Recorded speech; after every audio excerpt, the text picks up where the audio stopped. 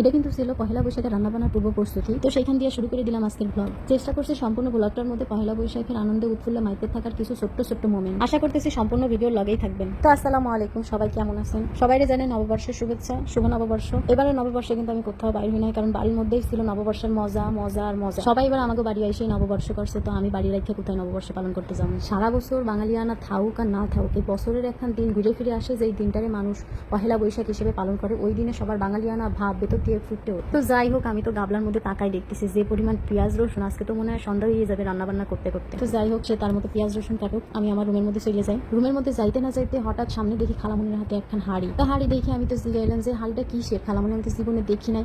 খালু আবার দিক দিয়ে টান দিয়ে কয় আমি নিয়ে এসেছি, আমার কাছে দে। হাড়ি খান খালু কোলের মধ্যে নিয়ে কয় কি নাও এবার এখন ছবি তোলে হাড়ির সাথে।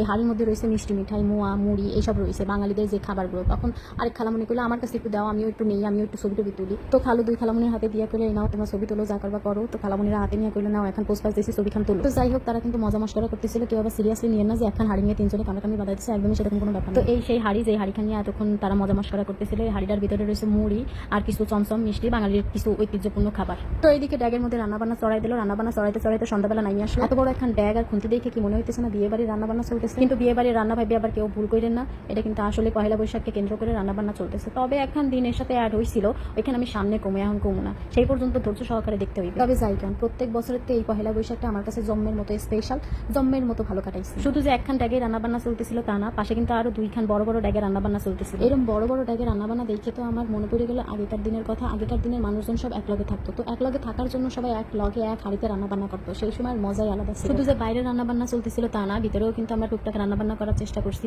কিছু ভর্তার আইটেম রাখছিলাম। বাঙালিরে কওয়া হয় মাছে ভাতে বাঙালি, আমার কাছে মনে হয় কি মাছে ভাতে বাঙালি এটা হচ্ছে ভুল হয়ে গেছে কথা কওয়াটা। এখানে বলা উচিত ছিল ভর্তা ভাতে বাঙালি। বাঙালি যে পরিমাণ ভর্তা তৃপ্তি সহকারে খায়, আমার মনে হয় অন্য কোনো খাবার এমন করে তৃপ্তি করে খায় না। গরম ভাতের সাথে হোক আর পান্তা ভাতের সাথে হোক, ভর্তাটা কিন্তু বেস্ট। ভর্তার কথা কইতে কইতে আমার এখন ভর্তার কথা মনে পড়ে গেছে, আর মনে যেহেতু পড়ে গেছে জিভেও পানি চলে আসছে, জম্মের মতো লোভ লাগতেছে। তো যাই হোক, ভর্তার কথা আপনার সাথে যখন কমু আপনাকেও জিভেও পানি আসবে। সাপোজ ধরেন গরম ভাতের ভিতরে, বুঝছেন, গরম ভাত দিয়ে খাবেন, তো ভর্তাটা হচ্ছে কি শুকনো মরিচ, শুকনো মরিচের সাথে কাঁচা পেঁয়াজ, তার ভিতরে মনে করেন যে এটা কী কমু সরিষার তেল সুন্দর করে লবণ দিয়ে মাখাইয়ে মনে করেন যে গরম ভাতের সাথে খাসতে কিরমটা লাগবে। পানি আসার মতো একটা ব্যাপার স্যাপার না? তা আমার কিন্তু এই শুকনো মরিচ ভর্তা খান জম্মের ভাল লাগে ভাতের সাথে খাইতে।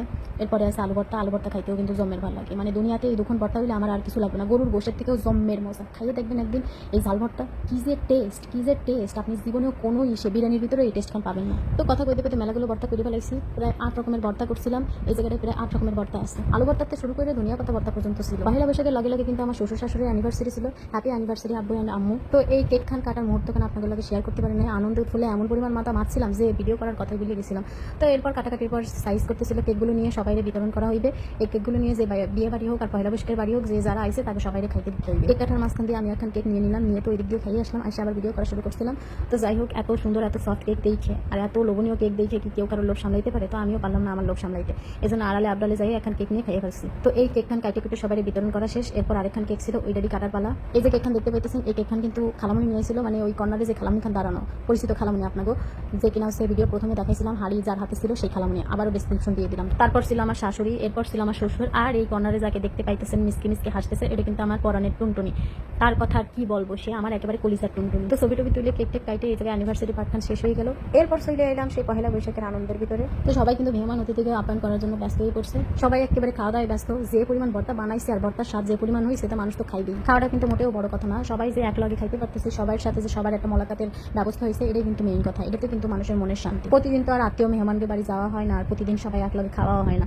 বছরে একখান দিন পাইছি, সুযোগ পাইছি, সেই দিনটারে কাজে লাগাই সবাই এক জায়গায় হয়েছি, এটাই মেলা। তো আত্মীয় মেহমানকে খাওয়া দাওয়ার পর্ব শেষ করে আমরা একলগে খেতে বসছিলাম। তো খাওয়া দাওয়া শেষ করে আমরা কেউ ঘুমাই নাই, সকালের অপেক্ষায় ছিলাম। তো সকালবেলা আইটেম ছিল পান্তা ইলিশ, বেগুন ভাজি, আলু ভর্তা আর বেগুন ভর্তা।